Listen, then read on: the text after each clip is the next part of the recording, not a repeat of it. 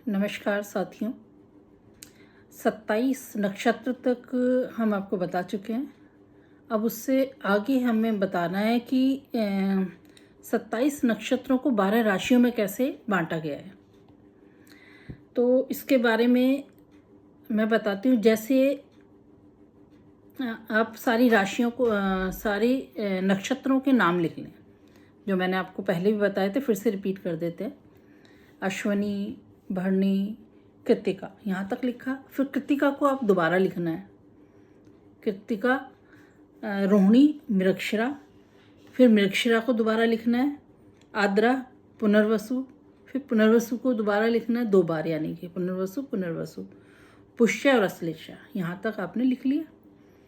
अब उसके बाद हम शुरू की 3 नक्षत्रों को लेते हैं, अश्वनी, भरणी और कृत्तिका। अश्वनी के आप आगे लिखो आप 13 डिग्री 20 मिनट का टाइम। भरणी के आगे आप लिखो 13 डिग्री 20 मिनट का टाइम। और कृत्तिका के आगे लिखो आप 3 डिग्री 20 मिनट का टाइम। फिर उससे आगे दोबारा हमने कृत्तिका लिखवाया था, उसके नीचे उसके सामने लिखो आप 10 डिग्री का टाइम। उसके आगे कृत्तिका के आगे हमने लिखा था रोहिणी। रोहिणी है 13 डिग्री 20 मिनट। फिर मृगशिरा, मृगशिरा को हमने 2 बार लिखवाया है, दोनों में आपको 6 डिग्री 40 मिनट लिखने हैं। फिर आद्रा है, आद्रा को आपका पूरा 13 डिग्री 20 मिनट देना है। और उसके बाद फिर पुनर्वसु है, पुनर्वसु को फिर आपने 2 बार लिखा है, तो उसको 10 डिग्री पहले और सेकंड पार्ट को 3 डिग्री 20 मिनट। फिर बचा पुष्य और अश्लेषा, उनको भी 13 डिग्री 20 मिनट, पुष्य को भी और अश्लेषा को भी। ठीक है। अब हम इसमें शुरू में जो हमने लिखा अश्वनी, भरणी, कृत्तिका, उसको आप एक ब्लॉक में ले लो, तीनों को एक लाइन करके उसके सामने लिख दो मेष। यानी कि मेष राशि में अश्वनी के 13 डिग्री 20 मिनट का नक्षत्र होता है, और भरणी भी 13 डिग्री 20 मिनट का पूरा नक्षत्र आता है, और कृत्तिका जो है वो 3 डिग्री 20 मिनट का आता है। बाकी जो 10 डिग्री उसके बचते हैं वो अगली वृषभ राशि में आ जाएंगे। तो इस तरीके से इनको डिवाइड किया जाता है। अब वृषभ को भी फिर आपको यही करना है, कृत्तिका और रोहिणी और मृगशिरा, उसका एक ब्लॉक बना लेना है।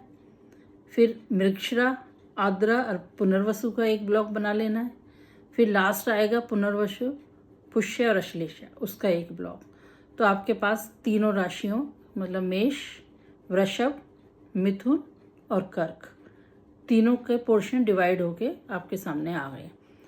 तो इस तरीके से आपको आसानी भी होगी याद करने में कि मेष के जो जितना टाइम मतलब नक्षत्रों को दिया गया है वो आपको पता लगा कि एक एक राशि में इतनी। ये इसलिए ज़रूरी है बताना क्योंकि जब आप प्रेडिक्शन वाले पार्ट पे जाते हैं ना, तो वहाँ पे हर ग्रह की डिग्रियों को देखना बहुत ज़रूरी होता है।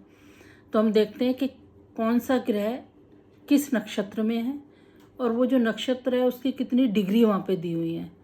तो नक्षत्र की डिग्री से हमें पता चलता है कि वो किस ग्रह के अंडर में गया हुआ है, तो वो ग्रह भी वहाँ पे रिजल्ट। ये खैर अभी थोड़ी ज़्यादा डिटेल वाली चीज़ें हो जाएंगी, अभी आप एक एक करके यहाँ से चलते हैं तो फिर वो धीरे धीरे समझ में आना शुरू होगा। आज इसी को करते हैं। अभी आप इस पार्ट को डिवाइड कर लें, आसानी से समझ लें, तो बाकी के जो अगले 18 नक्षत्र जो बचे हैं उनका नेक्स्ट वीडियो में बात करते हैं।